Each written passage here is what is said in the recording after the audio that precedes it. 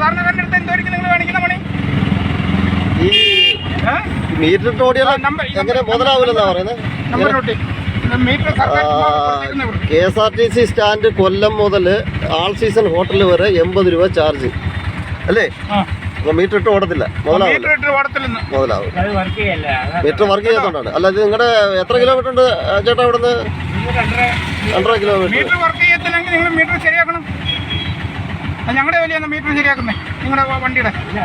പിന്നെ നിങ്ങൾ മീറ്റർ ഇടാതെ എന്ത് ന്യായത്തിലാണ് ഓടുന്നത്? അല്ല, 80 രൂപ ഒത്തിരി കൂടുതലല്ലേ? കൂടുതലല്ല, സാധാരണ ചാർജ്. നിങ്ങൾ എന്തുകൊണ്ട് മീറ്റർ ശരിയാക്കി വെക്കുന്നില്ലെന്നാ എന്റെ ചോദ്യം.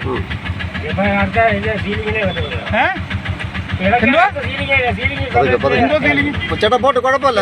നിങ്ങൾ റെക്കോർഡ് ചെയ്യുന്നുണ്ടോ? റെക്കോർഡ് ചെയ്യുന്ന പുള്ളി പറഞ്ഞത് മീറ്റർ കേടാന്നാ. അത് കുഴപ്പമില്ല, നമ്മൾ ശരിയാക്കി കൊടുക്കാം മീറ്റർ. KSRTC സ്റ്റാൻഡ് മുതൽ ആൾ സീസൺ ഹോട്ടൽ വരെ 2.5 കിലോമീറ്റർ 80 രൂപ ചാർജ്. മീറ്റർ വർക്കല്ല. മീറ്റർ പിന്നെ കേടായതുകൊണ്ട് പറ്റില്ല. അവർക്ക് ഈ മറ്റേ മീറ്റർ ഓടിയാൽ മുതലാവത്തില്ല അല്ലേ?